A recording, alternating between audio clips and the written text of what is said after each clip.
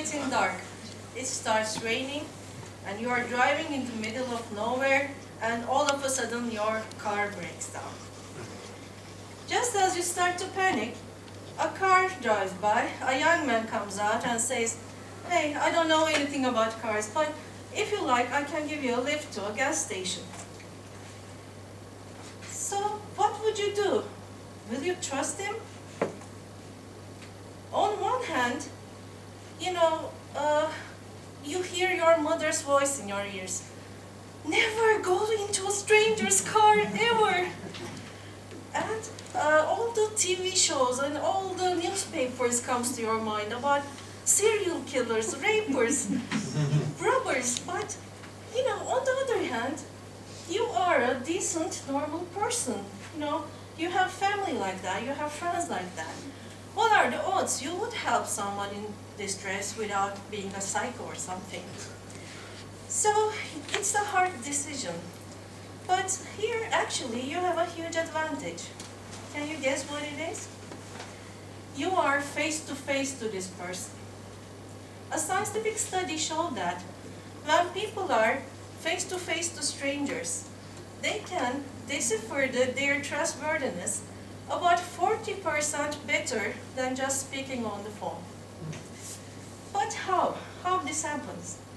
Because our brains work like a supercomputer, and it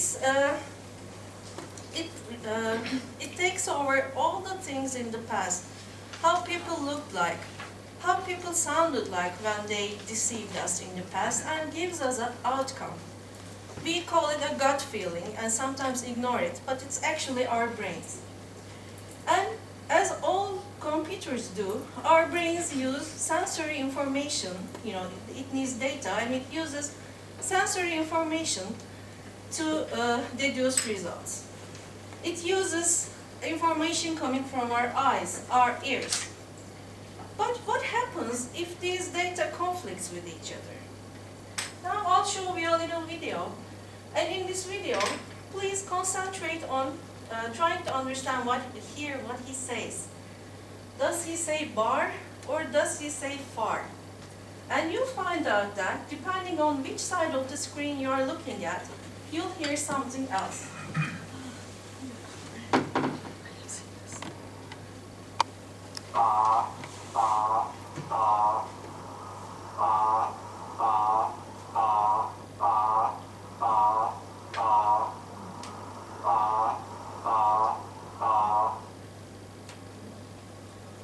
Did you hear that? Yeah. That happens because what you heard and what you see was conflicting with each other. And our brain always chooses to trust your eyes and alters what we hear accordingly. So that means we cannot trust our ears, but we can trust our eyes, right? Well, maybe not. Now I'll show you another video. And in this one, if you choose one of the red dots and concentrate on it for a couple of seconds, you'll find that the other yellow dots will disappear. This effect happens, I don't know if you could see because the other dots are not visible now. But it is something true, I promise. This happens because our brain selectively decides what is important and what is not, and decides not to see the unimportant things. Our brains are evolved that way. And what am I saying now? Our brains work that way, and it was probably very handy in the past when we were running away from predators, but now it may be harmful in some cases, because how many times did you hear words like, "I never saw the car, it came out of nowhere," after a car accident? It is sometimes bad for us. So we learned that we cannot trust We cannot trust strangers sometimes. We cannot trust our ears. We cannot trust our own eyes sometimes. So what is trust? Trust is when we feel trust, our bodies secrete this hormone called oxytocin.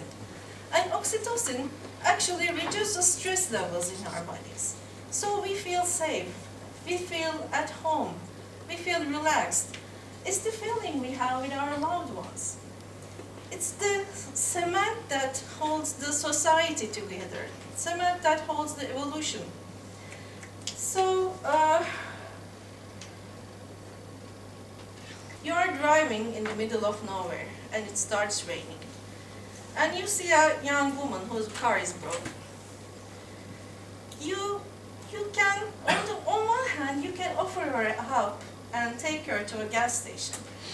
But on the other hand, she may have a gun somewhere. She may have a hidden boyfriend in the car. She may be a robber. She may be a thief. So what would you do? Will you help her